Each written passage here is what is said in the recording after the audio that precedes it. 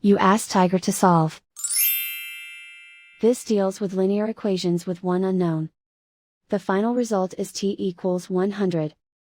Let's solve it step by step. Group all constants on the right side of the equation. Add 3 to both sides. Simplify the arithmetic.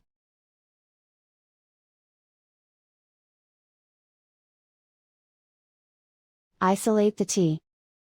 Multiply both sides by inverse fraction 5/1.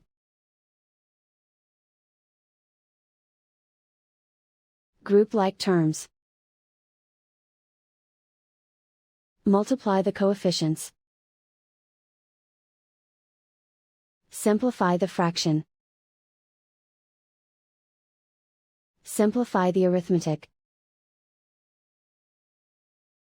And so the final result is t equals 100.